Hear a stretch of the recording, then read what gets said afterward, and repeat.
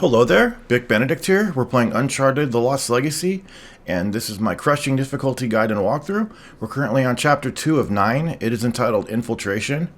Just like the previous two chapters, we have a very brief chapter, and I know the prologue was like 90 seconds, but this is very similar in length to the previous chapter, and then once you do clear this urban area, you're going to be out into the actual, more familiar game world in the desert and the forest and things like that.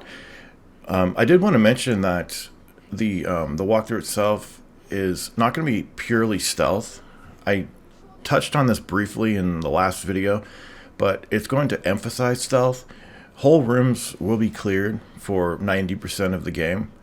The only one that will not be cleared in a whole room manner will be the chopper section near the end of the game, where it's a stealth section and you have an ambient threat, just like the ATV section in chapter 6.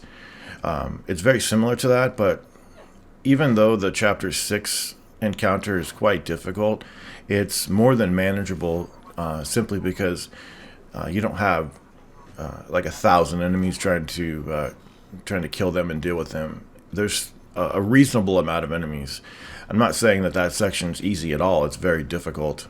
But anyway, so we have a series of traversing to do, and then there's going to be an encounter after a cutscene later when you're in Asav's office. And unfortunately, that encounter is not selectable through the encounter select, because if it was, I would have, if I had to, I would have used encounter select to do it. And the reason I would do it is to quickly get there and do it without having to put any edits in the video. But it turned out that I did the whole running section at the end without any deaths. So I had the luxury of being able to put it in the video and not have any abrupt edits and things like that. I knew it was possible, but I always get killed on it for the most part. In fact, when I started to do this walkthrough last year, I did try to go through it without getting killed, but I always ended up getting put down at some area where you're jumping off or scaling and things like that, because you're basically just jumping from different roofs while enemies are shooting at you, mostly enemies that are unseen. And for some reason, it just worked out well. So we had really auspicious beginnings for this particular walkthrough. And it is on crushing, so you don't have to worry about that. Just like in Uncharted 4, there's certain distinct things that happen in battles that will immediately tell you that it is on crushing if you're perceptive enough and if you are knowledgeable about what should be there on crushing and what is there on other difficulties. Normally what it is enemies have a turret. When you do interact with this, you don't have to do anything here, because Nadine will break the glass inevitably. So what I would recommend, though, is to, if you need to put on vibration. The PlayStation 5 has vibration feature, of course, and it also has trigger feedback that you can use as well for haptic feedback. I wouldn't put that on unless you prefer to have that on. It's perfectly fine.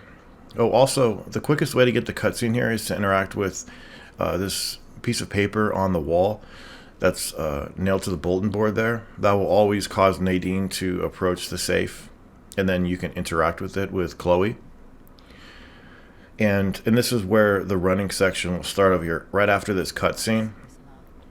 And basic tips on this part is anytime that you can stop and hide in a particular area without enemies shooting at you, you want to do that and make sure that you stay put until your health is fully regenerated before pushing forward.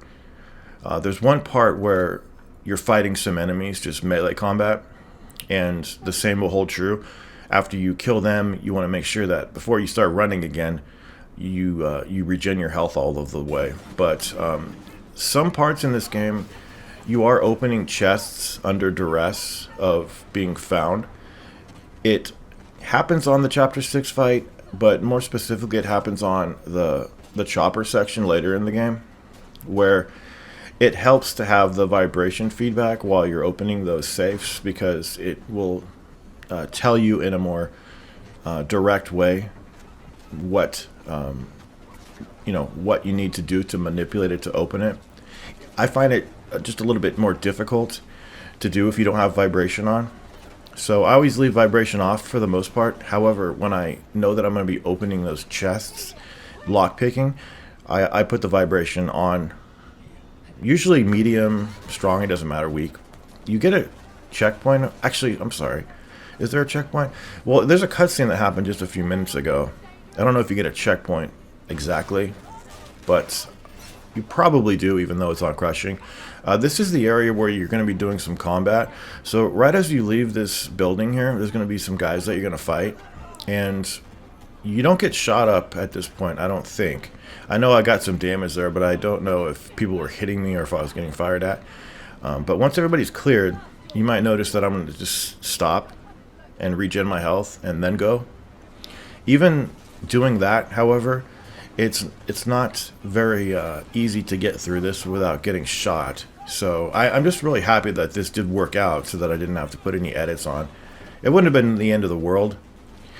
But over here as well, there's a spot that you can just stop for a minute. And what the bad thing about this is, though, is you really can't see where the enemies are unless you stop and direct your camera to all over the place. You probably could see them. But when you're running and things like that, you don't want to stop and smell the roses. Anyway, she has a really good line over here, something like, "At least it's not pouring rain." I find that line pretty funny, but it's just a little difficult because you are getting shot at no matter what you're doing, scaling, jumping, especially that scaling. But fortunately, we didn't get killed. I'm really happy about that. Happy about strange things like that, but it was for the benefit of the walkthrough. Okay, so chapter 2 is done. We're going to leave the urban area now. We're going to be on Homecoming, which will be the third chapter. Chapter 3 is pretty brief too, but it has a stealth section that really stands out. Anyway, I will see you over there directly, and thank you for watching the guide. I hope that it will help you out. And if I haven't mentioned the different control scheme that I have, I'll make sure to do that in the next video, because there will be more time to talk about it, just in case you want an alternate control scheme to consider. So for this walkthrough, I'm Dick Benedict, and I wish you the very best. And until we get to the next video, please continue to take care.